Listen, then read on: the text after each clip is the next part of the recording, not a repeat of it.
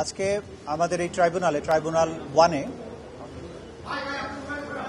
আমার দেশ পত্রিকার সম্পাদক এবং মজলুম সম্পাদক যাকে আমরা বলি জনাব মাহমুদুর রহমান সাহেব সাক্ষ্য প্রদান করছেন। তিনি এই মামলার 46তম সাক্ষী। তার সাক্ষ্য গ্রহণ অসমাপ্ত আছে। আজকে অর্ধেকটা সময় ধরে তিনি সাক্ষ্য প্রদান করেছেন। দিনের বাকি সময়টাও সাক্ষ্য প্রদান তিনি করবেন এবং এরপরে তার জেরা অনুষ্ঠিত হবে।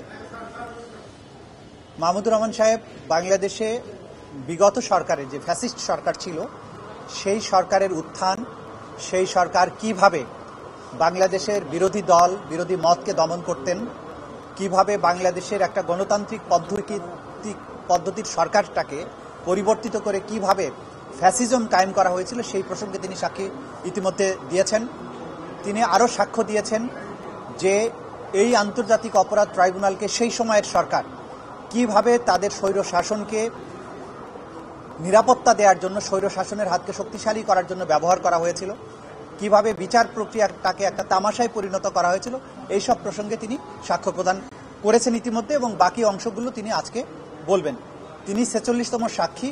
তার সাক্ষ্য গ্রহণ শেষ হওয়ার পরে আমরা আশা করছি আর 2-1 সাক্ষ্য প্রদান করার মাধ্যমে এই মামলার সাক্ষ্য গ্রহণ সমাপ্ত হবে এবং সাক্ষ্য গ্রহণ সমাপ্ত হলে বিচারের যে নিয়মতান্ত্রিক যে প্রক্রিয়া আছে সেই প্রক্রিয়ায় বিচারটি সমাপ্তির দিকে ধাবিত হবে।